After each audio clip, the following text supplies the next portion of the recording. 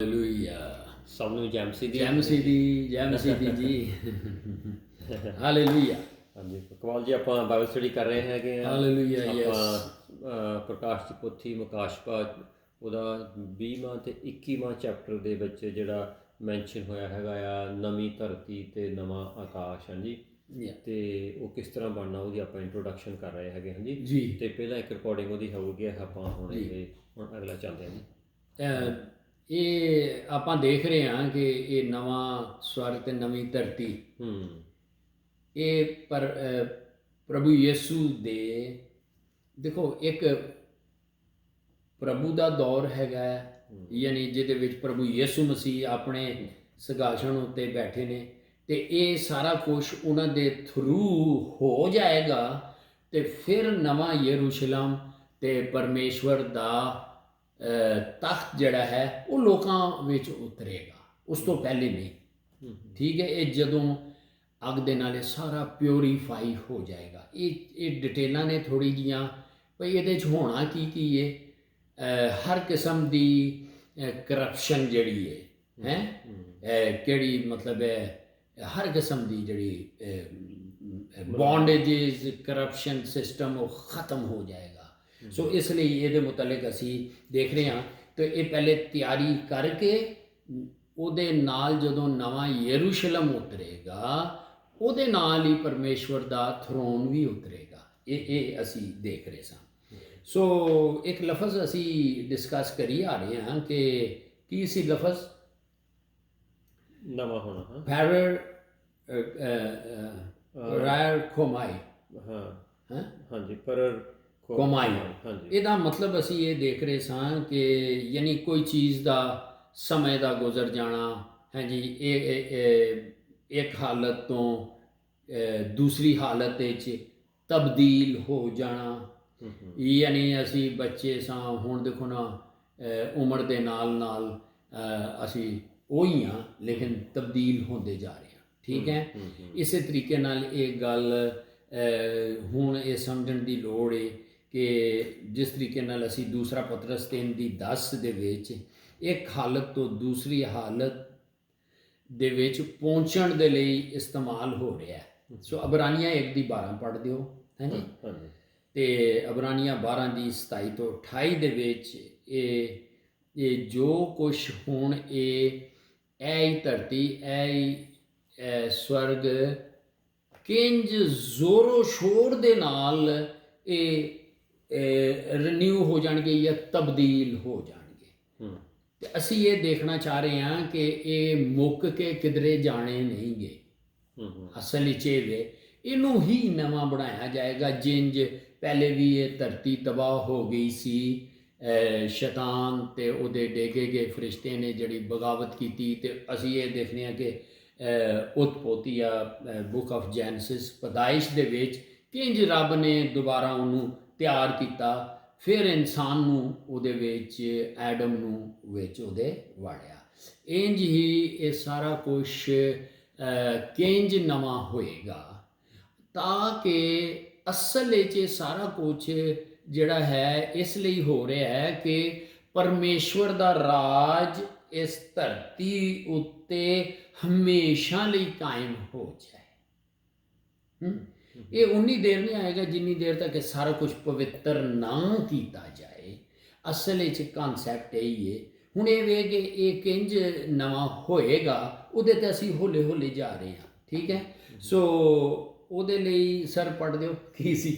ਹਾਂਜੀ, ਇਹ ਇਬਰਾਨੀਆਂ ਹੀਬਰੂ 1:12 ਹਾਂਜੀ, ਉਹਦੇ ਵਿੱਚ ਲਿਖਿਆ ਹੈ ਭਾਈ ਇੱਕ ਹਾਲਤ ਤੋਂ ਦੂਜੀ ਹਾਲਤ ਦੇ ਵਿੱਚ ਕੋਈ ਤਬਦੀਲੀ ਦੀ ਗੱਲ ਹੋ ਰਹੀ ਹੈ। ਹਾਂਜੀ, ਤੇ ਇਬਰਾਨੀਆਂ 12:27 ਤੋਂ 28 ਜੀ। ਹਾਂਜੀ, ਤੇ 12 ਪਰ ਇਹ ਕਿੰਜ ਹੋਣਾ ਹੈ, ਇਹ ਬੜੇ ਐਂ ਜ਼ੋਰੋ ਸ਼ੋਰ ਦੇ ਨਾਲ ਹੋਣਾ ਹੈ ਜੀ। ਸੌਰੀ, ਮੈਂ ਬੜੀ ਵਾਰੀ ਰਿਪੀਟ ਕਰ ਲਿਆ। ਹਾਂ, ਕੋਈ ਨਹੀਂ। ਹਾਂਜੀ, ਇੱਥੇ ਲਿਖਿਆ ਹੈ ਜੀ ਇਬਰਾਨੀਆਂ 1:12 ਤੋਂ ਇਹ ਲਿਖਿਆ ਹੈ, 1:12 'ਚ ਲਿਖਿਆ ਹੈ, ਤੂੰ ਉਹਨਾਂ ਨੂੰ ਵਿਛਾਉਣਿਆਂ ਦੀ ਤਰ੍ਹਾਂ ਇਕੱਠੇ ਕਰ ਦੇਵੇਂਗਾ। ਹਾਂਜੀ, ਉਹ 11 ਤੋਂ ਪੜ੍ਹਦੀ ਹੈ ਜੀ, ਉਹਦੇ ਤੋਂ ਕਰ ਦਿਓ। ਹਾਂਜੀ, ਇਹ ਇਬਰਾਨੀਆਂ 1:11-12 ਉਹ ਖਤਮ ਹੋ 10 ਤੋਂ ਪੜ੍ਹਦੇ ਹਾਂ ਜੀ। ਓਕੇ, ਬਹੁਤ ਅੱਛਾ। ਓਕੇ, ਉਹ ਫਿਰ ਕਹਿੰਦਾ ਹੈ, ਹੇ ਪ੍ਰਭੂ, ਸ਼ੁਰੂ ਤੋਂ ਹੀ ਧਰਤੀ ਦੀ ਨੀਂਹ ਤੂੰ ਹੀ ਰੱਖੀ। ਹਾਲੇਲੂਇਆ। ਹਾਂਜੀ, ਹਾਂ, ਤੇਰੇ ਹੀ ਅੱਖਾਂ ਦੁਆਰਾ ਆਕਾਸ਼ ਦੀ ਰਚਨਾ ਹੋਈ। ਹੋਈ। ਉਹ ਖਤਮ ਹੋ ਜਾਣਗੇ ਹਾਂ, ਪਰ ਅਟਲ ਰਹੇਗਾ। ਉਹ ਉਹ ਖਤਮ ਹੋ ਜਾਣਗੇ। ਉਹ ਖਤਮ ਹੋ ਜਾਣਗੇ ਪਰ ਤੂੰ ਅਟਲ ਰਹੇਗਾ। ਠੀਕ ਹੈ। ਹਾਂਜੀ, ਇਹ ਧਰਤੀ ਆਕਾਸ਼ ਜੋ ਉਹਨੇ ਬਣਾਈ, ਕਹਿੰਦਾ ਉਹ ਖਤਮ ਹੋ ਜਾਣਗੇ ਪ੍ਰਭੂ ਪਰ ਤੂੰ ਅਟਲ ਰਹੇਗਾ। ਉਹ ਕੱਪੜੇ ਦੀ ਤਰ੍ਹਾਂ ਪੁਰਾਣੇ ਹੋ ਜਾਣਗੇ, ਹਾਂ, ਤੂੰ ਉਹਨਾਂ ਨੂੰ ਵਿਛਾਉਣਿਆਂ ਦੀ ਤਰ੍ਹਾਂ ਇਕੱਠੇ ਕਰ ਦੇਵੇਂਗਾ। ਹਾਂ, ਧਰਤੀ ਆਕਾਸ਼। yeah. ਹਾਂਜੀ, ਤੂੰ ਕੱਪੜੇ ਦੀ ਤਰ੍ਹਾਂ ਉਹ ਕੱਪੜੇ ਦੀ ਤਰ੍ਹਾਂ ਬਦਲ ਜਾਣਗੇ ਪਰ ਤੂੰ ਹਮੇਸ਼ਾ ਇੱਕੋ ਜਿਹਾ ਰਹੇਗਾ। ਹਾਂ, ਤੂੰ ਕਦੀ ਨਹੀਂ ਮਰੇਗਾ। ਬਦਲ ਜਾਣਗੇ। ਹਾਂ, ਕਨਵਰਟ ਉਹ ਮਤਲਬ ਹੈ ਕੱਪੜੇ ਤਬਦੀਲ। ਹਾਂ, ਉਹਨਾਂ ਨੂੰ ਕੁਝ ਕਰੇਗਾ। ਹਾਲਾ ਹੋ ਰਾਈਟ ਪੜ੍ਹ ਲਓ। ਹਾਂਜੀ। ਸੋ ਹੌਲੇ ਹੌਲੇ ਚੱਲਾਂਗੇ, ਦੇਖਨੇ ਆ। ਹਾਂ, ਇਹ ਬੜਾ ਟਾਈਮ ਲੱਗਿਆ ਮੈਨੂੰ ਵੀ ਇਸ ਨੂੰ ਸਮਝਣ ਦੇ ਲਈ। ਆਪਾਂ ਤਾਂ ਸੁਣਿਆ ਪ੍ਰਭੂ ਯਿਸੂ ਆ ਜਾਣਗੇ, ਕਿਆਮਤ ਆ ਜਾਣੀ, ਮੁੱਕ ਜਾਣਾ ਸਾਰਾ। ਨਹੀਂ ਮੁੱਕਣਾ। ਇਹ ਬੜੀ ਇੱਕ ਮੇਰੇ ਲਈ ਵੀ ਪੂਰਾ ਲੱਗੇ ਰਹੇ ਆ। ਇਸ ਲਈ ਮੈਂ ਕਹਿ ਰਿਹਾ ਕਿ ਇਹਨੂੰ ਥੋੜ੍ਹਾ ਜਿਹਾ ਹੌਲੇ ਹੌਲੇ ਅਸੀਂ ਨਹੀਂ ਇਹ ਦੇਖੀਏ ਕਿ ਪਵਿੱਤਰ ਆਤਮਾ ਸਾਡੇ ਜਿਹਨਾਂ ਨੂੰ ਖੋਲ੍ਹੇ, ਅਤੇ ਨਾਲੇ ਅਸੀਂ ਕੋਈ ਐਡੀਸ਼ਨ ਨਹੀਂ ਕਰਨੀ। ਅਸੀਂ ਇਹ ਦੇਖਣਾ ਹੈ ਕਿ ਪ੍ਰਭੂ ਦਾ ਵਚਨ ਕੀ ਕਹਿ ਰਿਹਾ, ਅਤੇ ਉਹ ਸਾਡੀ ਬੁੱਧੀ ਖੋਲ੍ਹੇ ਅਤੇ ਅਸੀਂ ਸਮਝਾਂਗੇ। ਸੋ ਇਸ ਲਈ ਮੈਨੂੰ ਪੂਰਾ ਵਿਸ਼ਵਾਸ ਹੈ ਕਿ ਵਚਨ ਦੇ ਮੁਤਾਬਿਕ ਅਸੀਂ ਚੱਲਣ ਦੀ ਕੋਸ਼ਿਸ਼ ਕਰ ਰਹੇ। ਸੋ ਇਬਰਾਨੀਓ 12:27 ਤੋਂ, ਅਤੇ ਇਹਦੇ ਵਿੱਚ ਅਸੀਂ ਇਹ ਵੇਖਿਆ ਕਿ ਖਤਮ ਕਰ ਦੇਗਾ, ਉਹਨਾਂ ਨੂੰ ਲਪੇਟ ਦੇਗਾ ਅਤੇ ਉਹਨਾਂ ਨੂੰ ਬਦਲ ਦੇਗਾ। ਅੱਛਾ, ਥੋੜ੍ਹਾ ਜਿਹਾ ਅੱਗੇ ਚੱਲਾਂਗੇ। ਹਾਂਜੀ, ਕਿਉਂਕਿ ਮੇਰੇ ਲਈ ਵੀ ਨਵੀਂ ਚੀਜ਼ ਹੈ ਜੀ, ਜਿੱਦਾਂ ਮੈਂ ਵੀ ਉਹਨੇ ਸਮਝਦਾ ਸੀਗਾ ਸਾਰਿਆਂ ਲਈ ਵੀ ਇਹ ਧਰਤੀ ਖਤਮ ਹੋ ਜਾਏਗੀ, ਖਤਮ ਡਿਸਪੀਅਰ। ਅੱਗੇ ਸਾਡਾ ਕੋਈ ਜ਼ਿਹਨ ਨਹੀਂ ਕਿ ਅੱਗੇ ਕੀ ਹੋਣਾ। ਹਾਂ, ਅੱਗੇ ਉਹ ਨਵੀਂ ਬਣਾਏਗਾ ਇੱਦਾਂ। ਅੱਛਾ, ਨਵੀਂ ਬਣਾਏਗਾ। ਸੋ ਲਿਹਾਜ਼ਾ ਥੋੜ੍ਹਾ ਥੋੜ੍ਹਾ ਚੱਲਾਂਗੇ, ਕੋਈ ਗੱਲ ਨਹੀਂ। ਜੀ ਅੱਗੇ ਇਬਰਾਨੀਆਂ 12:27 ਤੇ 28 ਦੇ ਵਿੱਚ ਇਸ ਤਰ੍ਹਾਂ ਲਿਖਿਆ ਹੈ, ਇੱਥੇ ਇੱਕ ਵਾਰ ਫਿਰ ਦਾ ਅਰਥ ਹੈ ਉਹ ਸਭ ਰਚੀਆਂ ਚੀਜ਼ਾਂ ਜੋ ਕੰਬਣ, ਦੂਰ ਹੋ ਜਾਣ ਅਤੇ ਇੱਥੋਂ ਦੇ ਪਿੱਛੇ ਕੇਵਲ ਇੱਕ ਹੀ ਚੀਜ਼ ਰਹਿਣ ਜੋ ਨਾ ਕੰਬਦੀਆਂ ਹੋਣ। ਹਾਂਜੀ, ਸੋ ਆਓ ਅਸੀਂ ਧੰਨਵਾਦ ਕਰੀਏ। ਹਾਂਜੀ, ਬਸ ਇਹ ਕੀ ਚੱਕਰ ਜੀ। ਇਬਰਾਨੀਓ 12:27। ਹਾਂ, ਮੈਂ 26 ਤੋਂ ਪੜ੍ਹਦਾ, ਥੋੜ੍ਹਾ ਹੋਰ ਪਤਾ ਲੱਗ ਗਿਆ ਹੈ ਨਾ। ਅੱਛਾ ਜੀ। ਹਾਂਜੀ, ਉਸ ਸਮੇਂ ਪਰਮੇਸ਼ਰ ਦੀ ਆਵਾਜ਼ ਨਾਲ ਧਰਤੀ ਕੰਬ ਗਈ ਸੀ, ਪਰ ਹੁਣ ਉਸ ਦੀ ਪ੍ਰਤਿਗਿਆ ਕੀਤੀ ਹੈ, ਮੈਂ ਇੱਕ ਵਾਰ ਨਾ ਕੇਵਲ ਧਰਤੀ ਨੂੰ ਕੰਬਾਵਾਂਗਾ, ਸਗੋਂ ਇਹੋ ਹਾਲ ਆਕਾਸ਼ ਦਾ ਵੀ ਕਰਾਂਗਾ। ਹਾਂਜੀ, ਠੀਕ ਹੈ। ਕੋਈ ਪਿਛਲਾ ਦੱਸ ਰਿਹਾ ਕਿ ਹੁਣ। ਹਾਂ, ਇੱਥੇ ਇੱਕ ਵਾਰ ਫਿਰ ਦਾ ਅਰਥ ਹੈ ਉਹ ਸਭ ਰਚੀਆਂ ਚੀਜ਼ਾਂ ਜੋ ਕੰਬਣ, ਦੂਰ ਹੋ ਜਾਣ ਅਤੇ ਉਸ ਤੋਂ ਪਿੱਛੋਂ ਕੇਵਲ ਉਹੀ ਚੀਜ਼ਾਂ ਰਹਿਣ ਜੋ ਨਾ ਕੰਬਦੀਆਂ ਹੋਣ। ਇਹ ਮਤਲਬ ਇਹ ਹੁਣ ਜਿਹੜੀ ਤਬਦੀਲੀ ਹੋਣੀ ਹੈ ਨਾ, ਇਹ ਇਟਰਨਲ ਹੋਣੀ ਹੈ, ਹਮੇਸ਼ਾ ਕਾਇਮ ਰਹਿਣ ਵਾਲੀ ਹੋਏਗੀ। ਠੀਕ ਹੈ, ਹੁਣ ਇਹ ਪੱਕੀ ਹੋਏਗੀ। ਸੋ ਇਹ ਹੁਣ ਅਸੀਂ ਕਹਿ ਰਹੇ ਹਾਂ ਅੱਗ ਦੇ ਨਾਲ ਕੀ ਹੋਏਗਾ ਇਸ ਧਰਤੀ ਦਾ। ਠੀਕ ਹੈ, ਤਪਸ਼, ਇਤਨੀ ਹੀਟ ਦੇ ਨਾਲ ਉਹ ਹੀ ਜਿਹੜੇ ਐਲੀਮੈਂਟਸ ਨੇ ਜਿਹੜੇ ਆਪਾਂ ਗੱਲ ਕੀਤੀ ਹੈ ਉਹ ਪਿਘਲ ਜਾਣਗੇ। ਪਤਰਸ ਦੇ ਮੁਤਾਬਿਕ 3:10 ਤੋਂ 12 ਅਸੀਂ ਆਲਰੇਡੀ ਇੱਕ ਵਾਰੀ ਫਿਰ ਪੜ੍ਹ ਦਿਓ। ਪਤਰਸ 3:10 ਤੇ 12 ਆਇਤ, ਫਿਰ ਸਾਨੂੰ ਟੂ ਦੀ ਪੁਆਇੰਟ ਆ ਜਾਏਗਾ।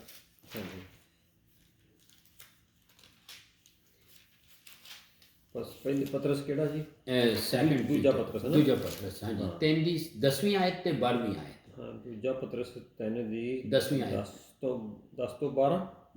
10ਵੀਂ ਤੇ 12ਵੀਂ ਆਇਤ ਪੜ੍ਹ ਦਿਓ ਤਾਂ ਫਿਰ ਉਹ ਕਲੀਅਰ ਸਾਨੂੰ ਨਜ਼ਰ ਆਏਗਾ ਕਿ ਇਸ ਤਪਸ਼ ਦੇ ਨਾਲ ਹੋਏਗਾ ਕਿ ਇਸ ਅੱਗ ਦੇ ਨਾਲ ਤਪਸ਼, ਠੀਕ ਹੈ ਲਫ਼ਜ਼, ਹੀਟ ਗਰਮੀ। ਹਾਂਜੀ, ਇਹ ਜਿਹੜੇ ਐਲੀਮੈਂਟਸ ਨੇ ਜਿਨ੍ਹਾਂ ਦਾ ਜ਼ਿਕਰ ਕੀਤਾ ਹੈ, ਅਨਾਸਰ, ਇਹ ਪਿਘਲ ਜਾਣਗੇ।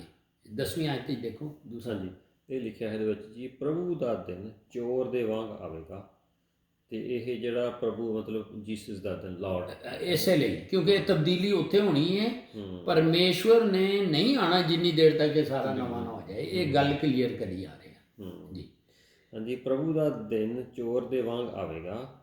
ਉਸ ਸਮੇਂ ਆਕਾਸ਼ ਵੱਡੀ ਗਰਜਣ ਦੀ ਆਵਾਜ਼ ਨਾਲ ਖਤਮ ਹੋ ਜਾਣਗੇ, ਆਕਾਸ਼ ਖਤਮ ਹੋ ਜਾਣਗੇ, ਅਤੇ ਬਾਕੀ ਆਕਾਸ਼ੀ ਚੀਜ਼ਾਂ ਵੀ ਤਪਸ਼ ਦੇ ਨਾਲ ਪਿਘਲ ਜਾਣਗੀਆਂ ਜੀ। ਫਿਰ 12ਵੀਂ ਆਇਤ ਦੇਖੋ। ਹਾਂਜੀ, ਫਿਰ ਧਰਤੀ ਅਤੇ ਉਸ ਦੇ ਸਾਰੇ ਕੰਮ ਵੀ ਪ੍ਰਗਟ ਹੋ ਜਾਣਗੇ। ਹਾਂਜੀ, ਠੀਕ। ਤੇ 11ਵੀਂ ਪੜ੍ਹਦੀ ਹੈ ਨਾਲ। ਪਰ ਜੇਕਰ ਸਭ ਚੀਜ਼ਾਂ ਦਾ ਅੰਤ ਇਸ ਤਰ੍ਹਾਂ ਨਾਲ ਹੋਵੇਗਾ ਤਾਂ ਜਰਾ ਸੋਚੋ ਕਿ ਤੁਹਾਨੂੰ ਕਿਸ ਤਰ੍ਹਾਂ ਦੇ ਹੋਰ ਲੋਕ। ਹਾਂਜੀ, ਇਹ ਹੁਣ 12ਵੀਂ ਪੜ੍ਹਦੀ ਹੈ ਜੀ ਤੁਸੀਂ ਜਿਹੜੀ ਕਹਿੰਦੇ ਜੀ ਜੀ ਜੀ ਜੀ। ਤੁਸੀਂ ਪਰਮੇਸ਼ਰ ਦੇ ਦਿਨ ਦੇ ਆਉਣ ਦੀ ਉਡੀਕ ਵਿੱਚ ਹੋ। ਇਸ ਲਈ ਇਸ ਤੇ ਛੇਤੀ ਆਉਣ ਦੀ ਕੋਸ਼ਿਸ਼ ਕਰੋ। ਇਹ ਦਿਨ ਆਕਾਸ਼ ਨੂੰ ਅੱਗ ਵਾਂਗ ਸਾੜ ਸੁੱਟਣਗੇ ਤੇ ਬਾਕੀ ਆਕਾਸ਼ੀ ਚੀਜ਼ਾਂ ਵੀ ਅੱਗ ਨਾਲ ਪਿਘਲਾ ਦੇਵੇਗਾ। ਤੇ ਇੱਥੇ ਉੱਥੇ ਪ੍ਰਭੂ ਦਾ ਦਿਨ ਲਿਖਿਆ, ਇੱਥੇ ਪਰਮੇਸ਼ਰ ਦਾ ਦਿਨ ਲਿਖਿਆ। ਹਾਂਜੀ ਜੀ 10ਵੀਂ ਆਇਤ ਦੇ ਵਿੱਚ ਇਹ ਪ੍ਰਭੂ ਥੋੜੀ ਦਾ ਜਿਹੀ ਦਿਨ ਇਸੇ ਲਈ ਹੈ ਕਿ ਤੇ ਤੁਸੀਂ 12ਵੀਂ ਆਇਤ ਦੇ ਇੰਗਲਿਸ਼ ਵਿੱਚ ਦੇਖ ਲਓ। ਹਾਂ, ਉਹ ਪਰਮੇਸ਼ਰ ਦਾ ਦਿਨ ਲਿਖਿਆ। ਸੋ ਇਹ ਪਰਮੇਸ਼ਵਰ ਪ੍ਰਭੂ ਦਾ, ਤੇ ਦੇਖੋ ਨਾ ਇਹ ਜਦੋਂ ਵਾਈਟ ਥਰੋਨ ਦੀ ਜੱਜਮੈਂਟ ਹੋਣੀ ਹੈ, ਚਿੱਟੇ ਤਖਤ ਦੀ, ਤੇ ਪਰਮੇਸ਼ਵਰ ਦਾ ਲਿਖਿਆ ਹੈ, ਪਰ ਨਾਲ ਪ੍ਰਭੂ ਯਿਸੂ ਵੀ ਹੈ। ਜੀ ਹਾਂਜੀ ਹਾਂਜੀ ਜੀ। 12ਵੀਂ ਜੋ ਵੀ ਹਾਂਜੀ 10ਵੀਂ ਆਇਤ ਦੇ ਵਿੱਚ ਦੂਜਾ ਪਤਰਸ 3 ਦੀ 10 ਦੇ ਵਿੱਚ ਲਿਖਿਆ ਬਟ ਦ ਲਾਰਡਸ ਡੇ। ਹਾਂਜੀ, ਇੱਥੇ ਲਾਰਡਸ ਡੇ ਲਿਖਿਆ। ਤੇ ਔਰ 12ਵੀਂ ਆਇਤ ਦੇ ਵਿੱਚ ਲਿਖਿਆ as you look forward to the day of the God. ਹਾਂਜੀ 12ਵੀਂ ਦੇ ਵਿੱਚ day of the God and speed is coming. ਅੱਗੇ ਕੀ ਹੈ? And speed is coming, the day will bring about the destruction of the heaven by fire and elements will melt in heat. Elements ਜਿਹੜੇ ਨੇ ਉਹ melt ਹੋਣਗੇ, ਜਿਸ ਤਰ੍ਹਾਂ ਇਹ ਸਾਰੀਆਂ ਚੀਜ਼ਾਂ। ਅੱਛਾ, ਹੁਣ ਇਹ ਇਸ ਲਈ ਇਹ ਦੱਸਿਆ ਜਾ ਰਿਹਾ ਹੈ ਕਿ ਉਹੀ ਕਿ ਅਸਲ ਵਿੱਚ ਇਹ ਸਾਰਾ ਡਿਜ਼ਾਈਨ ਹੀ ਕੀਤਾ ਗਿਆ ਹੈ ਕਿ ਕਿੰਗਡਮ ਆਫ ਹੈਵਨ ਦੇ ਨਾਲ ਇਹ ਸ਼ੈਤਾਨ ਦੀ ਖਤਮ ਕੀਤੀ ਜਾਏ ਤੇ ਪਰਮੇਸ਼ਵਰ ਦੇ ਆਉਣ ਲਈ ਸਭ ਕੁਝ ਨਇਆ ਕੀਤਾ ਜਾਏ, ਜਿਹੜੀ ਕਿ ਕਰਪਸ਼ਨ ਤੇ ਜੋ ਕੁਝ ਵੀ ਅੱਗੇ ਅਸੀਂ ਦੇਖ ਰਹੇ ਹਾਂ ਆਏਗੀ। ਸੋ ਇਹ ਜਿਹੜੇ ਹੁਣ ਫਿਰ ਅਸੀਂ ਜਦੋਂ 21 ਦੀ ਪਹਿਲੀ ਆਇਤ ਦੇ ਪੜ੍ਹਨੇ ਦੇ ਨਾਲ ਅਸੀਂ ਫਿਰ ਉਸੇ ਪੁਆਇੰਟ ਉੱਤੇ ਆਉਂਦੇ ਹਾਂ ਕਿ ਇੱਥੇ ਲਿਖਿਆ ਹੈ ਕਿ ਇੰਜ ਲੱਗਦਾ ਹੈ ਕਿ ਸਵਰਗ ਤੇ ਧਰਤੀ ਖਤਮ ਹੋ ਜਾਣਗੇ। ਦੇਖੋ ਨਾ, ਅਗਰ ਅਸੀਂ ਪਤਰਸ ਦੇ ਵਿੱਚ ਦੇਖੀਏ, ਜਦੋਂ ਪ੍ਰਭੂ ਯਿਸੂ ਮਸੀਹ ਦਾ ਦਿਨ ਦੀ ਉਡੀਕ ਕਰ ਰਹੇ ਹਾਂ, ਉਹਨੇ ਆਉਣਾ ਹੈ ਤੇ 1000 ਸਾਲਾ ਬਾਦਸ਼ਾਹੀ ਵੀ ਹੋਣੀ ਹੈ, ਇੱਕਦਮ ਸਾਰਾ ਕੁਝ ਨਹੀਂ ਖਤਮ ਹੋ ਜਾਣਾ। ਅਸੀਂ ਇਹੀ ਸੋਚਦੇ ਹਾਂ ਯਿਸੂ ਆਏਗਾ ਤੇ ਉਹ ਵਰਸਿਸ ਨੂੰ ਉਹ ਪੀਟਰ ਨੇ ਉਹ ਵਿਚਲੇ ਹਿੱਸੇ ਸਕਿਪ ਕਰਕੇ ਤੇ ਉਹ ਐਂਡ ਤੇ ਪਹੁੰਚ ਰਿਹਾ ਨਾ। ਅਸੀਂ ਤੇ 1000 ਸਾਲਾ ਬਾਦਸ਼ਾਹੀ ਹੋਏਗੀ, ਗੋਗ ਮਗੋਗ ਦੀ ਆਰਮਾਗਡਨ ਦੀ ਜੰਗ ਦੇ ਵਿੱਚ ਖੁਦਾ ਯਿਸੂ ਮਸੀਹ ਇੱਕ ਅਦਾਲਤ ਕਰੇਗਾ ਜ਼ਿੰਦਾ ਕੌਮਾਂ ਦੀ, ਜਦੋਂ ਉਹਨਾਂ ਨੂੰ ਟਿਕਾਣੇ ਲਗਾ ਦੇਗਾ, ਉਸ ਤੋਂ ਬਾਅਦ 1000 ਸਾਲਾ ਬਾਦਸ਼ਾਹੀ ਸ਼ੁਰੂ ਹੋ ਜਾਏਗੀ। 1000 ਸਾਲਾ ਬਾਦਸ਼ਾਹੀ ਤੇ ਅਮਨ ਰਹਿਣਾ ਹੈ, ਬਿਲਕੁਲ ਠੀਕ ਹੈ। ਇਹ ਬਾਅਦ ਦੇ ਵਾਕਿਆਤ ਹੁੰਦੇ ਚਲੇ ਜਾਣਗੇ। ਕਦੋਂ ਹੋਣਗੇ? ਜਦੋਂ ਗੋਗ ਮਗੋਗ ਦੀ ਸ਼ੈਤਾਨ ਨੂੰ ਛੱਡਿਆ ਜਾਏਗਾ, ਗੋਗ ਮਗੋਗ ਦੀ ਜੰਗ ਵੀ ਮੁੱਕ ਜਾਏਗੀ, ਸ਼ੈਤਾਨ ਨੂੰ ਵੀ ਅੱਗ ਦੀ ਝੀਲ ਹੀ ਸੁੱਟ ਦਿੱਤਾ ਜਾਏਗਾ। ਤੇ ਇਹ ਕੀ ਕਹਿੰਦੇ ਨੇ, ਸਫੇਦ ਤਖਤ ਦੀ ਅਦਾਲਤ ਸ਼ੁਰੂ ਜਦੋਂ ਹੋਏਗੀ, ਉਹਦੇ ਦਰਮਿਆਨ ਚੂँਕਿ ਉਹ ਥੱਲੋਂ ਹੇਡੀਜ਼ ਜਾਂ ਨਰਕਾਂ ਵਿੱਚੋਂ ਸਾਰੇ ਮੁਰਦੇ ਜਿਹੜੇ ਗੁਨਾਹਗਾਰ ਨੇ ਉਹ ਪੇਸ਼ ਕੀਤੇ, ਇਸ ਦਰਮਿਆਨ ਇਹ ਸਾਰਾ ਕੁਛ ਸਟਾਰਟ ਉਦੋਂ ਹੋਣਾ ਹੈ, ਕਿਉਂਕਿ ਉਹਦੇ ਬਾਅਦ 20 ਤੇ 21 ਤੇ 22 ਚੈਪਟਰ ਦੇ ਵਿੱਚ ਇੱਥੇ ਫਿਰ ਸਾਰਾ ਕੁਛ ਨਵਾਂ ਕਰ ਕੇ ਤੇ ਪਰਮੇਸ਼ਵਰ ਦਾ ਰਾਜ ਹੋ ਜਾਏਗਾ, ਉਹ ਆਪਣੇ ਲੋਕਾਂ 'ਚ ਆ ਜਾਏਗਾ ਇਸ ਤਰੀਕੇ ਨਾਲ। ਲੇਕਿਨ ਇਹ ਵਰਸ ਜਿਹੜੀ ਹੈ ਨਾ, ਪਹਿਲੀ ਪੜ੍ਹਦੇ ਹੋ 21 ਦੀ ਪਹਿਲੀ, ਇਸ ਦੇ ਪੜ੍ਹਨੇ ਦੇ ਨਾਲ ਇਹ ਸਾਨੂੰ ਨਜ਼ਰ ਆਉਂਦਾ ਹੈ ਕਿ ਇਹ ਫਿਰ ਉਹੀ ਜ਼ਮੀਨ ਤੇ ਅਸਮਾਨ ਖਤਮ ਹੋ ਜਾਣਗੇ, ਨਈ ਧਰਤੀ 'ਤੇ ਆ ਜਾਏਗੀ। ਤੇ ਫਿਰ ਇਹਨੂੰ ਅਸੀਂ ਗ੍ਰੀਕ ਦੇ ਵਿੱਚ ਇੱਕ ਲਫ਼ਜ਼ ਹੈ ਉਹ ਦੇਖਣਾ ਹੈ, ਕਿਉਂਕਿ ਇਹ ਸਾਨੂੰ ਹੈਲਪ ਕਰੇਗਾ ਐਂਡ ਤੱਕ। ਜੀ ਜੀ ਜੀ ਪਲੀਜ਼। ਪ੍ਰਕਾਸ਼ ਦੀ ਪੋਥੀ 21 ਦੀ ਪਹਿਲੀ ਆਇਤ। ਹਾਂਜੀ, ਇੱਥੇ ਲਿਖਿਆ ਹੈ, ਉੱਪਰ ਹੈਡਿੰਗ ਇਹ ਹੈ ਨਵਾਂ ਆਕਾਸ਼ ਅਤੇ ਨਵੀਂ ਧਰਤੀ। ਬਿਲਕੁਲ। ਤੇ ਉਹਦੇ ਵਿੱਚ ਲਿਖਿਆ ਹੈ, ਇਸ ਦੇ ਪਿੱਛੋਂ ਮੈਂ ਇੱਕ ਨਵਾਂ ਆਕਾਸ਼ ਇੱਕ ਨਵੀਂ ਧਰਤੀ ਦੇਖੀ, ਕਿਉਂਕਿ ਪਹਿਲਾ ਆਕਾਸ਼ ਤੇ ਪਹਿਲੀ ਧਰਤੀ ਲੋਪ ਹੋ ਗਏ ਸਨ, ਸਮੁੰਦਰ ਦੀ ਵੀ ਕੋਈ ਹੋਂਦ ਨਾ ਰਹੀ। ਇਹ ਬੜਾ ਸਮੁੰਦਰ ਖਤਮ ਹੋ ਗਿਆ, ਪਾਣੀ ਖਤਮ ਹੋ ਗਿਆ। ਨਹੀਂ, ਇਹੀ ਤੇ ਗੱਲ ਹੈ। ਆ ਲਿਖਿਆ ਸਮੁੰਦਰ ਦੀ ਹੋਂਦ ਨਾ ਰਹੀ। ਹਾਂ, ਇਹ ਵੀ ਅੱਛਾ ਪੁਆਇੰਟ ਦੇ ਦਿੱਤਾ ਹੈ, ਇਹਨੂੰ ਵੀ ਅੱਗੇ ਕਲੀਅਰ ਕਰਨੇ ਆ। Very good. ਇਸ ਲਈ ਮੈਂ ਕਿਹਾ ਤੁਸੀਂ ਕੁਐਸਚਨ ਕੱਢੋਗੇ ਤੇ ਬੜੀ ਆਸਾਨੀ ਹੋ ਜਾਏਗੀ। ਅੱਛਾ, ਹੁਣ ਇਹਦੇ ਲਈ ਕਿ ਇਹ ਪੜ੍ਹਨ ਦੇ ਨਾਲ ਲੱਗਦਾ ਹੈ ਕਿ ਆਸਮਾਨ ਹੈਵਨ ਤੇ ਧਰਤੀ ਖਤਮ ਹੋ ਜਾਣਗੇ ਤੇ ਨਇਆ ਆਸਮਾਨ ਤੇ ਨਈ ਜ਼ਮੀਨ ਆਏਗੀ। ਹਾਂਜੀ, ਇਸ ਆਇਤ ਦੇ ਵਿੱਚ ਜਿਹੜਾ ਯੂਨਾਨੀ ਵਰਡ ਹੈ ਇਹ ਜ਼ਰੂਰ ਦੇਖਣਾ ਔਰ ਇਹਨੂੰ ਡਿਟੇਲ ਵਿੱਚ ਜਾਣਾ। ਇਹਦੇ ਲਈ ਜਿਹੜਾ ਇਸਤੇਮਾਲ ਹੋਇਆ ਹੈ ਉਹ ਵੇ ਕਾਇਨੋਸ, KAINOS।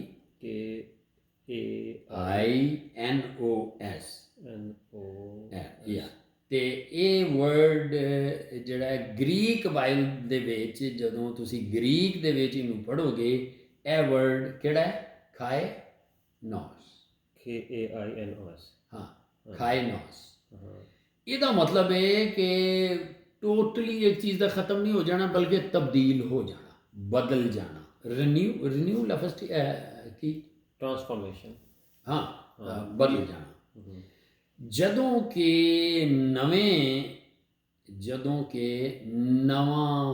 ਨਵੀਂ ਕੋਈ ਚੀਜ਼ ਕ੍ਰੀਏਟ ਕੀਤੀ ਜਾਂਦੀ ਹੈ, ਨਵੀਂ ਚੀਜ਼ ਟੋਟਲੀ ਬਣਾਈ ਜਾਂਦੀ ਹੈ, ਉਹਦੇ ਲਈ ਗ੍ਰੀਕ ਵਰਡ ਜਿਹੜਾ ਹੈ ਉਹ ਵੀ ਲਿਖੋ। ਇਹ ਜਿਹੜਾ ਵਰਡ ਜਿਹੜਾ ਦੱਸਿਆ ਨਾ, ਕਾਇਨੋਸ, ਇਹਦਾ ਮਤਲਬ ਹੈ ਕਿ ਉਹੀ ਚੀਜ਼ ਹੈਗੀ ਹੈ ਕੋਈ, ਉਹਨੂੰ ਨਵਾਂ ਬਣਾ ਦੇਣਾ।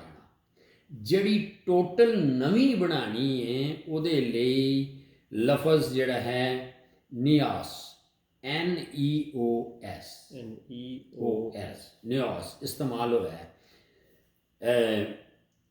ਸੋ ਇਸ ਲਈ ਇਹ ਨਿਆਸ ਲਫ਼ਜ਼ ਨਹੀਂ ਗਾ ਇਸ ਸਾਰੀ ਗੱਲ ਦੇ ਲਈ। ਇਹਦੇ ਲਈ ਲਫ਼ਜ਼ ਹੈ ਕੀ ਹੈ? ਕਾਇਨੋਸ ਤੇ ਦੂਜਾ ਨਿਆਸ। ਇਹ ਬਿਲਕੁਲ ਇਹ, ਚੂँਕਿ ਜਦੋਂ ਇਹੋ ਜਿਹੀ ਟਰਾਂਸਲੇਸ਼ਨ ਜਾਂ ਕੁਝ ਸਮਝਣਾ ਹੈ ਸਾਨੂੰ ਓਰੀਜਨਲ ਵਿੱਚ ਜਾਣਾ ਹੈ। ਠੀਕ ਹੈ, ਇਹ ਨੋਟ ਕਰ ਲਿਆ। ਇੱਕ ਵਾਰੀ ਦੁਹਰਾ ਦਿਓ ਕਿ ਨਵਾਂ ਬਣਾਉਣ ਦੇ ਲਈ ਇੱਕ ਚੀਜ਼ ਹੈਗੀ ਹੈ, ਪੁਰਾਣੀ ਹੈ, ਉਹਨੂੰ ਨਵਾਂ ਬਣਾ ਦੇਣਾ। ਹਾਂਜੀ, ਜਿਹੜੀ ਮਤਲਬ ਬਿਲਕੁਲ ਜਿੰਜ ਅਸੀਂ ਪੁਰਾਣੇ ਤੇ ਨਵੀਂ ਸ੍ਰਿਸ਼ਟੀ ਕਿੰਜ ਬਣ ਗਏ ਆ, ਇਦਾਂ ਹੀ ਉਹਦੇ ਲਈ ਲਫ਼ਜ਼ ਕੀ ਹੈ? ਕਾਇਨੋਸ। ਹਾਂਜੀ, ਠੀਕ। ਹਾਂਜੀ, ਉਹ ਕਾਇਨੋਸ ਹੈਗਾ ਨਵੀਂ ਚੀਜ਼ ਤੋਂ ਪੁਰਾਣਾ ਬਣਨਾ, ਸੌਰੀ ਪੁਰਾਣੀ ਚੀਜ਼ ਤੋਂ ਨਵਾਂ ਬਣਨਾ। ਤੇ ਬਿਲਕੁਲ ਹੀ ਨਵੀਂ ਚੀਜ਼ ਦਾ ਵਜੂਦ ਲੈ ਕੇ ਆਉਣਾ, ਜੋ ਪਹਿਲਾਂ ਚੀਜ਼ ਹੈ ਹੀ ਨਹੀਂ ਸੀ, ਉਹਨੂੰ ਹੈਗਾ ਨਿਓਸ, NEOS ਗ੍ਰੀਕ ਦੇ ਵਿੱਚ ਵਰਡ ਦੇ ਵਿੱਚ।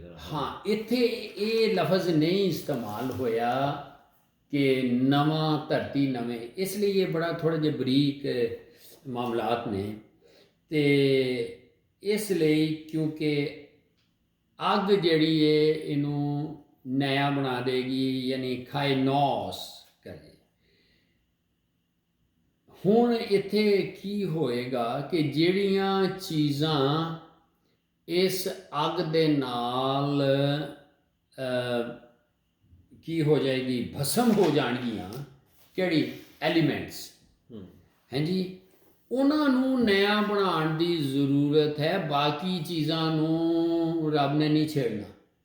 ਠੀਕ ਹੈ, ਬਾਕੀ ਚੀਜ਼ਾਂ ਨੂੰ ਉਹਨੇ ਨਹੀਂ ਛੇੜਨਾ। ਬਾਈਬਲ ਦੇ ਵਿੱਚ ਕਦੀ ਕੋਈ ਇੱਕ ਵਰਸ ਵੀ ਇਹੋ ਜਿਹੀ ਨਹੀਂ ਜਿਹੜੀ ਸਾਨੂੰ ਦੱਸਦੀ ਹੈ ਕਿ ਖੁਦਾ ਦੇ ਬਣੇ ਹੋਏ ਲਿਵਿੰਗ ਕ੍ਰੀਚਰਸ ਕਹਿ ਲਓ, ਉਹ ਕਦੀ ਖਤਮ ਹੋ ਜਾਣਗੇ। ਜੋ ਚੀਜ਼ ਉਹਨੇ ਪਹਿਲੇ ਵੀ ਬਣਾ ਦਿੱਤੀ ਹੈ ਉਹ ਕਾਇਮ ਰਹੇਗੀ। ਉਹਨੂੰ ਬਦਲਣਾ ਜਿਹੜਾ ਹੈ ਇਹ ਹੋ ਸਕਦਾ ਹੈ। ਸੋ ਬਾਈਬਲ ਵਿੱਚ ਕੋਈ ਵਰਸ ਨਹੀਂ, ਚੂँਕਿ ਇਹ ਬੜਾ ਅੱਛਾ ਤੁਸੀਂ ਇਹ ਸਵਾਲ ਕੀਤਾ ਕਿ ਮੁੱਕ ਜਾਣਗੇ, ਮੁੱਕ ਨਹੀਂ ਜਾਂਦੇ। ਉਹ ਚੀਜ਼ਾਂ ਇੱਥੇ ਹੀ ਰੱਬ ਨੇ ਬਹੁਤ ਪਹਿਲੇ ਦੀ ਸੋਚ ਕੇ ਬਣਾਈਆਂ ਨੇ। ਸੋ ਇਹ ਚੀਜ਼ ਹੈ ਕਿ ਬਿਲਕੁਲ ਨਵੀਂ ਬਣ ਜਾਏਗੀ। ਸੋ ਲਿਵਿੰਗ ਕ੍ਰੀਚਰਸ ਜਿਸ ਤਰ੍ਹਾਂ ਇਨਸਾਨ ਅਸੀਂ ਤਾਂ ਸਮਝਦੇ ਹਾਂ ਸਭ ਕੁਝ ਤਬਾਹ ਹੋ ਜਾਣਾ, ਨਹੀਂ ਹੋਣਾ। ਹਾਂਜੀ, ਇਹ ਹਮੇਸ਼ਾ ਲਈ ਬਣਾਈਆਂ ਗਈਆਂ ਨੇ। ਹਵਾਲੇ ਅਸੀਂ ਜੀ। ਤੇ ਫਿਰ ਮਤਲਬ ਜਦੋਂ ਹੁਣ ਅੱਗ ਦੇ ਨਾਲ ਧਰਤੀ ਨੂੰ ਖਤਮ ਕਰਨਾ ਜੀ, ਤੇ ਉਦੋਂ ਜੋ ਵੀ ਇੱਥੇ ਲੋਕੀ ਰਹਿੰਦੇ ਉਹ ਵੀ ਖਤਮ ਹੋਊਗੇ? ਨਹੀਂ। ਹਾਂ, ਇਸੇ ਲਈ ਤੇ ਇਹ ਚੀਜ਼ਾਂ ਅੱਗੇ ਹੁਣ ਸਟੈਪ ਬਾਈ ਸਟੈਪ ਦੇਖੋ। ਤੁਸੀਂ ਬੜਾ ਅੱਛਾ ਕਰਦੇ ਹੋ, ਅਗਲਾ ਪੁਆਇੰਟ ਦੇ ਦਿੰਦੇ ਹੋ। ਸੋ ਇਹ ਜਿਹੜੀ ਕਿਧਰੇ ਵੀ ਬਾਈਬਲ ਵਿੱਚ ਇਹ ਵਰਸ ਨਹੀਂ ਲਿਖੀ ਕਿ ਲਿਵਿੰਗ ਕ੍ਰੀਚਰਸ ਦਾ ਮਤਲਬ ਸਮਝ ਗਿਓ, ਜਿਸ ਤਰ੍ਹਾਂ ਇਨਸਾਨ, ਜਾਨਵਰ ਜੋ ਰਹਿੰਦੇ ਹਨ। ਹਾਂਜੀ, ਇਹ ਕੋਈ ਵਰਸ ਨਹੀਂ ਕਿ ਖੁਦਾ ਇਹਨਾਂ ਨੂੰ ਬਿਲਕੁਲ ਮੁਕਾ ਦੇਗਾ। ਇਹ ਹਮੇਸ਼ਾ ਲਈ ਬਣਾਈ ਗਈਆਂ ਨੇ, ਰੱਬ ਨੇ ਬੜੀ ਸੋਚ ਸਮਝ ਕੇ ਬਣਾਈ ਗਈਆਂ ਨੇ। ਸਿਰਫ ਇੱਕ ਫਰਕ ਆਏਗਾ, ਹੁਣ ਤੁਸੀਂ ਬੜਾ ਅੱਛਾ ਸਵਾਲ ਕੀਤਾ ਹੈ ਕਿ ਜਿਹੜੀ ਬੌਂਡੇਜ ਆਫ ਕਰਪਸ਼ਨ ਨਹੀਂ ਹੁੰਦੀ, ਕਿ ਜਿਹੜੀ ਇਸ ਦੁਨੀਆ ਮਿਲਾਵਟ ਜਾਂ ਜੀ ਸੌਰੀ ਉਹ ਚੀਜ਼ਾਂ, ਬਗਾਵਤ, ਮਿਲਾਵਟ, ਇਹ ਚੀਜ਼ਾਂ ਜਿਹੜੀਆਂ ਨੇ ਨਾ ਇਹ ਖਤਮ ਕੀਤੀਆਂ ਜਾ ਰਹੀਆਂ, ਜਿਹੜੀਆਂ ਨਾ ਸ਼ੁਰੂ 'ਚ ਸਨ ਹੈ। ਅਤੇ ਇਹਨਾਂ ਤੋਂ ਰਿਹਾਈ ਪਾ ਕੇ ਇਹਨਾਂ ਨੂੰ ਇਹ ਉਹਦੇ ਵਿੱਚ ਨਹੀਂ ਹੋਣਗੀਆਂ, ਤਾਂ ਜੇ ਇੱਕ ਜਲਾਲੀ ਆਜ਼ਾਦੀ ਹੋਵੇ, ਯਾਰ ਕੀ ਜਲਾਲੀ ਕੀ ਹੈ, ਇੱਕ ਉਹਦੇ ਵਿੱਚ ਅਸੀਂ ਦਾਖਲ ਹੋ ਜਾਵਾਂਗੇ ਜਿੱਥੇ ਕੋਈ ਕਰਪਸ਼ਨ ਨਹੀਂ। ਜਿੰਝ ਅਸਾਂ ਦੇਖਿਆ ਸੀ ਕਿ ਕਰਪਸ਼ਨ ਦਾ ਖਾਤਮਾ 1000 ਸਾਲ ਵਿੱਚ ਵੀ ਨਹੀਂ ਹੋਣਾ, ਮਤਲਬ ਹੈ 1000 ਸਾਲ ਵਿੱਚ ਵੀ ਕਰਪਸ਼ਨ ਨਹੀਂ ਹੋਣੀ, ਹੈ ਨਾ। ਅਤੇ ਇਸੇ ਤਰੀਕੇ ਨਾਲ ਇਹ ਚੀਜ਼ਾਂ ਮੁਕਾ ਦਿੱਤੀਆਂ ਜਾਣਗੀਆਂ। ਬਾਕੀ ਜੀ ਉਹੀ ਬੰਦੇ ਵੀ ਰਹਿਣਗੇ, ਜਾਨਵਰ ਵੀ ਰਹਿਣਗੇ। ਅਤੇ ਇਸ ਜਿੰਝ ਅਸੀਂ ਸ਼ੁਰੂ 'ਚ ਬਿਆਨ ਕੀਤਾ, ਇਸ ਲਈ ਅਸੀਂ ਇਹਨੂੰ ਬਾਰ-ਬਾਰ ਸੁਣਾਂਗੇ ਅਤੇ ਪਤਾ ਲੱਗੇਗਾ। ਰੋਮੀਓ 8 ਦੀ 18 ਤੋਂ 25 ਦੇ ਵਿੱਚ ਅਸੀਂ ਇਹ ਦੇਖ ਰਹੇ ਹਾਂ ਕਿ ਅਸੀਂ ਇਸ ਦੇ ਵਿੱਚ ਫਿਰ ਦਾਖਲ ਹੋਵਾਂਗੇ। ਠੀਕ ਹੈ, ਇਹ ਪੜ੍ਹ ਦਿਓ ਰੋਮੀਓ 8 ਦੀ 18 ਤੋਂ 25। ਇਹ ਓਵਰਆਲ ਜਿਹੜਾ ਹੈ ਇੰਟਰੋਡਕਸ਼ਨ ਇਸ ਲਈ ਦਿੱਤਾ ਹੈ ਕਿ ਚਲੋ ਸਾਡੇ ਜ਼ਿਹਨਾਂ ਵਿੱਚ ਬਹੁਤ ਕੁਝ ਚੀਜ਼ਾਂ ਮੰਨਾਂਗੇ, ਕੁਝ ਨਹੀਂ, ਜਦੋਂ ਫਿਰ ਦੇਖਾਂਗੇ, ਕਿਉਂਕਿ ਇਹ 2 ਚੈਪਟਰ ਬੜੇ ਕਲੀਅਰ ਹੋਣਗੇ ਕਿ ਅੱਗੇ ਸਮਾਂ ਕੀ ਹੋਣਾ ਹੈ। ਸ਼ਾਇਦ ਸਾਡੇ ਜ਼ਿਹਨਾਂ 'ਚੋਂ ਹਾਲਾ ਨਹੀਂ ਸਮਝ ਆ ਰਹੀ ਜੀ। ਨਹੀਂ ਜੀ, ਮੈਨੂੰ ਵੀ ਇਹ ਬਾਰ-ਬਾਰ ਸੁਣਨਾ ਪੈਣਾ, ਇਹਦੇ 'ਤੇ ਮੈਨੂੰ ਆਪ ਵੀ ਲੱਭਣਾ ਪੈਣਾ ਹੈ। ਇਸ ਲਈ ਇਹ ਮੈਂ ਅਸੀਂ ਸ਼ੁਰੂ 'ਚ ਕਿਹਾ ਹੈ ਕਿ ਇਹ ਖਾਲੀ ਵਰਸਿਸ ਨਾਲ ਨਹੀਂ, ਇਹ ਪੂਰਾ 2 ਚੈਪਟਰ ਉੱਤੇ ਪੂਰੀ ਬੇਸ ਹੈਗੀ ਹੈ, ਜਿਹੜੀ ਸਾਡੀ ਸੋਚਾਂ 'ਚ ਸਾਡੇ ਅੰਦਰ ਜੋ ਖਿਆਲ ਨੇ, ਯਿਸੂ ਨੇ ਆਉਣਾ ਸਭ ਕੁਝ ਖਤਮ ਹੋ ਜਾਏਗਾ, ਨਹੀਂ ਖਤਮ ਹੋਏਗਾ। ਇਸ ਲਈ ਹੌਲੇ ਟਾਈਮ ਲੱਗਣਾ ਹੈ ਜੀ। ਪਲੀਜ਼ ਇਹ ਦੇਖ ਲਓ। ਅਤੇ ਅਸੀਂ ਜ਼ਿਕਰ ਕਰ ਰਹੇ ਸਾਂ ਕਿ ਸਿਰਫ ਇਹ ਜਿਹੜਾ ਬੌਂਡੇਜ ਆਫ ਕਰਪਸ਼ਨ ਹੈ, ਮੌਜੂਦਾ ਇਹ ਜਿਹੜੀਆਂ ਕੀ ਕਹਿੰਦੇ ਨੇ ਮਿਲਾਵਟਾਂ ਹੋ ਗਈਆਂ, ਹੈ ਨਾ, ਕਰਪਸ਼ਨ ਤੋਂ ਰਿਹਾਈ ਪਾ ਕੇ ਅਸੀਂ ਉਸ ਦੌਰ ਦੇ ਵਿੱਚ, ਜਲਾਲੀ ਦੌਰ ਦੇ ਵਿੱਚ ਦਾਖਲ ਹੋਵਾਂਗੇ। ਕਿਸ ਤਰ੍ਹਾਂ ਕੀ ਲਿਖਿਆ ਜੀ ਰੋਮੀਓ 8 ਦੀ 18 ਤੋਂ 25। ਹਾਂ, 8 ਦੀ 18 ਤੋਂ 25 ਦੇ ਵਿੱਚ ਟਾਈਮ ਗੁਜ਼ਰੀ ਜਾ ਰਿਹਾ, ਹਾਲਾਂਕਿ ਥੋੜਾ ਹੀ ਚੱਲਿਆ ਜੀ ਜੀ। ਹਾਂਜੀ, ਅੱਗੇ ਉਹਦਾ ਟੌਪਿਕ ਹੈਡਿੰਗ ਹੈਗਾ ਅੱਗੇ ਆਉਣ ਵਾਲੀ ਮਹਿਮਾ। ਅੱਗੇ ਆਉਣ ਵਾਲੀ ਮਹਿਮਾ, ਹਾਂ, ਇਹ ਕਰਪਸ਼ਨ ਜਦੋਂ ਖਤਮ ਹੋ ਜਾਏਗੀ, ਫਿਰ ਅਸੀਂ ਆਇੰਦਾ ਆਉਣ ਵਾਲੀ ਮਹਿਮਾ ਵਿੱਚ ਦਾਖਲ ਹੋ ਜਾਵਾਂਗੇ। ਹਾਂਜੀ, ਇਹ ਬੜੀ ਅੱਛਾ, ਮੈਨੂੰ ਪਸੰਦ ਆਇਆ। ਹਾਂਜੀ, ਇੱਥੇ ਅੱਗੇ ਲਿਖਿਆ ਹੈ ਜੀ, ਮੈਂ ਸੋਚਦਾ ਹਾਂ ਕਿ ਜੋ ਦੁੱਖ ਅਸੀਂ ਇਸ ਸਮੇਂ ਸਹਿ ਰਹੇ ਹਾਂ ਉਹ ਸਾਡੇ ਤੇ ਅੱਗੇ ਪ੍ਰਗਟ ਹੋਣ ਵਾਲੀ ਮਹਿਮਾ ਦੇ ਟਾਕਰੇ ਵਿੱਚ ਕੁਝ ਵੀ ਨਹੀਂ ਹਨ। ਓਏ ਹੋਏ ਹੋਏ। ਹਾਂਜੀ, ਸਾਰੀ ਸ੍ਰਿਸ਼ਟੀ ਬੜੇ ਉਤਸ਼ਾਹ ਪੂਰਵਕ ਪਰਮੇਸ਼ਰ ਦੇ ਪੁੱਤਰਾਂ ਦੇ ਪ੍ਰਗਟ ਹੋਣ ਦੀ ਉਡੀਕ ਕਰ ਰਹੀ ਹੈ, ਕਿਉਂਕਿ ਸ੍ਰਿਸ਼ਟੀ ਆਪਣੀ ਇੱਛਾ ਨਾਲ ਅਸਾਰਥਾ ਦੇ ਅਧੀਨ ਨਹੀਂ ਹੋਈ, ਸਗੋਂ ਪਰਮੇਸ਼ਰ ਦੀ ਇੱਛਾ ਨਾਲ ਹੋਈ ਹੈ, ਜਿਸ ਨੇ ਉਸ ਨੂੰ ਅਧੀਨ ਕੀਤਾ, ਪਰ ਉਸ ਉਮੀਦ ਨਾਲ ਕਿ ਸ੍ਰਿਸ਼ਟੀ ਇੱਕ ਦਿਨ ਆਪ ਹੀ ਆਪਣੇ ਆਪ ਨੂੰ ਅਧੋਗਤੀ ਦੀ ਦਾਸਤਾ ਤੋਂ ਮੁਕਤ ਕਰੇ, ਉਸ ਮਹਿਮਾ ਦੇ ਭਾਗੀ ਹੋਵੇਗੀ ਜੋ ਪਰਮੇਸ਼ਰ ਦੀ ਸੰਤਾਨ ਦੀ ਹੈ। ਅਸੀਂ ਜਾਣਦੇ ਹਾਂ ਕਿ ਸਾਰੀ ਸ੍ਰਿਸ਼ਟੀ ਹੁਣ ਤੱਕ ਘੋਰ ਪੀੜਾਂ ਦੇ ਨਾਲ ਕਰਾ ਰਹੀ ਹੈ। ਕੇਵਲ ਸ੍ਰਿਸ਼ਟੀ ਹੀ ਨਹੀਂ, ਸਗੋਂ ਅਸੀਂ ਵੀ, ਜਿਨ੍ਹਾਂ ਨੂੰ ਪਰਮੇਸ਼ਰ ਦਾ ਪਹਿਲਾ ਵਰਦਾਨਾ ਆਤਮਾ ਮਿਲ ਚੁੱਕਾ ਹੈ, ਅਸੀਂ ਵੀ ਆਪਣੇ ਅੰਦਰ ਕਹਾਉਂਦੇ ਹਾਂ ਅਤੇ ਪਰਮੇਸ਼ਰ ਨੇ ਸਾਨੂੰ ਆਪਣੀ ਸੰਤਾਨ ਬਣਾਉਣ ਅਤੇ ਸਾਡੇ ਸਰੀਰਕ ਬੰਧਨਾਂ ਤੋਂ ਛੁਟਕਾਰੇ ਦਾ ਉਮੀਦ ਕਰਦੇ ਹਾਂ। ਹਾਂਜੀ, ਜੇ ਇਸ ਉਮੀਦ ਦੇ ਕਾਰਨ ਹੀ ਅਸੀਂ ਬਚਾਏ ਗਏ ਹਾਂ, ਪਰ ਜੇਕਰ ਅਸੀਂ ਉਹ ਚੀਜ਼ ਦੇਖ ਲਈਏ ਜਿਸ ਦੀ ਸਾਨੂੰ ਉਮੀਦ ਹੈ, ਤਾਂ ਫਿਰ ਉਹ ਉਮੀਦ ਨਹੀਂ ਹੈ ਕਿ ਕੋਈ ਉਹ ਚੀਜ਼ ਦੀ ਵੀ ਉਮੀਦ ਕਰਦਾ ਹੈ ਜੋ ਉਸ ਦੀਆਂ ਅੱਖਾਂ ਸਾਹਮਣੇ ਹੀ ਹੈ। ਪਰ ਜੇਕਰ ਅਸੀਂ ਉਸ ਚੀਜ਼ ਦੀ ਉਮੀਦ ਕਰਦੇ ਹਾਂ ਜਿਸ ਨੂੰ ਅਸੀਂ ਦੇਖਦੇ ਨਹੀਂ, ਤਾਂ ਅਸੀਂ ਉਸ ਦੇ ਬੜੇ ਧੀਰਜ ਨਾਲ ਉਡੀਕ ਕਰਦੇ ਹਾਂ। ਦੇਖੋ, ਇਹ ਅੰਗਰੇਜ਼ੀ 'ਚ ਵੀ ਪੜ੍ਹ ਦਿਓ, ਇੰਗਲਿਸ਼ ਹਾਂ, ਵਿੱਚ। ਮੈਂ ਵੀ ਚਾਹੁੰਦਾ ਸੀ ਇੰਗਲਿਸ਼ ਪੜ੍ਹ ਮੈਨੂੰ ਪਤਾ ਲੱਗ ਗਿਆ ਸੀ ਤੁਹਾਡੇ ਇੱਕ ਦੋ ਸਿਸਟਮ। ਐਕਚੁਅਲੀ ਇਹ ਇੱਕ ਕੀ ਕਹਿੰਦੇ ਨੇ, ਇਟਰਨਲ ਪਰਫੈਕਟ ਸਟੇਟ ਹੋਏਗੀ। ਯਾਨੀ ਇਹ 21 ਇਹ ਜਿਹੜੇ 21 ਚੈਪਟਰ ਹੈ ਪ੍ਰਕਾਸ਼ ਦੀ ਪੋਥੀ ਦਾ, 21 ਤੇ 22, ਇਹ ਬੇਸਿਕਲੀ ਦਾ ਇੰਟਰਨਲ ਪਰਫੈਕਟ ਸਟੇਟ ਇਹਨੂੰ ਕਹਿ ਲਓ ਕਿ ਇਹ ਹਮੇਸ਼ਾ ਤੱਕ ਹੀ ਉਹਨੂੰ ਇਟਰਨਲ ਪਰਫੈਕਟ ਸਟੇਟ ਹੋਣੀ। ਯਾਨੀ ਪੰਜਾਬੀ 'ਚ ਥੋੜ੍ਹਾ ਜਿਹਾ ਐਕਸਪਲੇਨ ਕਰ ਦਿਓ ਕਿ ਇਟਰਨਲ ਪਰਫੈਕਟ ਸਟੇਟ ਹੋਣੀ ਹੈ। ਯਾਨੀ ਹਮੇਸ਼ਾ ਤੱਕ ਉਹ ਮੁਕੰਮਲ, ਕੰਪਲੀਟ, ਬਿਨਾਂ ਕਿਸੇ ਮਿਲਾਵਟ, ਹੈ ਨਾ, ਪਰਫੈਕਟ, ਮਤਲਬ ਵਧੀਆ, ਬਗੈਰ ਕਿਸੇ ਕਰਪਸ਼ਨ ਤੋਂ, ਬਿਨਾਂ ਕਿਸੇ ਮਿਲਾਵਟ। ਤੇ ਇਹ ਹੀ ਉਹ ਕਹਿ ਰਿਹਾ ਹੈ ਕਿ ਹਾਲਾਂਕਿ ਅਸੀਂ ਇਸ ਚੀਜ਼ਾਂ ਵਿੱਚੋਂ ਗੁਜ਼ਰ ਰਹੇ ਹਾਂ, ਲੇਕਿਨ ਉਮੀਦ ਹੈ ਕਿ ਅਸੀਂ ਉਹਦੇ ਵਿੱਚ ਸ਼ਾਮਲ ਹੋਵਾਂਗੇ। ਸੋ ਇਹ ਥੋੜ੍ਹਾ ਜਿਹਾ ਤੁਸੀਂ ਪੜ੍ਹ ਦਿਓ, ਹੈ ਜੀ। ਹਾਂਜੀ, ਰੋਮੀਆਂ 18 ਦੀ 18। ਸੋ ਅਸੀਂ ਇਹ ਦੇਖ ਰਹੇ ਹਾਂ ਕਿ ਜਦੋਂ ਨਵੀਂ ਧਰਤੀ, ਨਵਾਂ ਆਕਾਸ਼ ਆਏਗਾ, ਉਹਦੇ ਵਿੱਚ ਉਹ ਚੀਜ਼ਾਂ ਜਿਹੜੀਆਂ ਅੱਗ ਨਾਲ ਸੜਨਗੀਆਂ, ਐਲੀਮੈਂਟਸ ਜਿਹੜੇ ਕਿ ਆਕਸੀਜਨ ਤੇ ਬੋਲਦੇ ਜਾਓ, ਇਹ ਕੀ ਸੀ, ਕਾਰਬਨ, ਇਹ ਸਾਰੀਆਂ ਚੀਜ਼ਾਂ ਇਹ ਨਵੀਆਂ ਬਣਾਈਆਂ ਜਾਣਗੀਆਂ ਤੇ ਇਹਦੇ ਵਿੱਚੋਂ ਖਤਮ ਜਿਹੜੀਆਂ ਚੀਜ਼ਾਂ ਕੀਤੀਆਂ ਜਾਣਗੀਆਂ, ਉਹ ਕਰਪਸ਼ਨ ਹੈ ਜਿਹੜੀ ਹੁਣ ਚੱਲਣ ਦੀ ਹੈ, ਇਹ ਨਹੀਂ ਹੋਏਗੀ। ਅਸੀਂ ਉਸ ਬੜੀ ਹਮੇਸ਼ਾ ਦੀ ਐਸੀ ਜਗ੍ਹਾ ਹੋਵਾਂਗੇ ਜਿੱਥੇ ਕੋਈ ਮਿਲਾਵਟ ਨਹੀਂ ਹੋਏਗੀ। ਜੀ, ਅੰਗਰੇਜ਼ੀ 'ਚ ਹੀ ਪੜ੍ਹ ਦਿਓ। ਹਾਂਜੀ, ਆਪਾਂ ਪੜ੍ਹਦੇ ਹਾਂ ਜੀ ਰੋਮਨਸ 8 ਦੀ 18 ਤੋਂ 25, ਇਹ Roman 18 to 20, Roman 8, 18 to 25।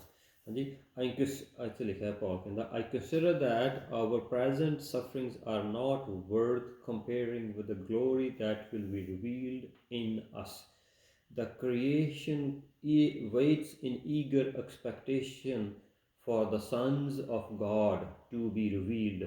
For the creation was subjected to frustration, not by its own choice, but by the will of the one who subjected it, in hope that the creation itself will be liberated from its bondage to decay and brought into the glorious freedom of the children of God. And we know that the whole creation has been groaning as in the pains of childbirth right up to the present time. Not only so, ਦੇਖਣ ਵਾਲੀ ਜਿਹੜਾ 21ਵੀਂ ਆਇਤ ਵਿੱਚ ਥੋੜਾ ਜਿਹਾ ਦੁਬਾਰਾ ਹੁੰਦਾ ਜੀ, that the creation itself will be liberated.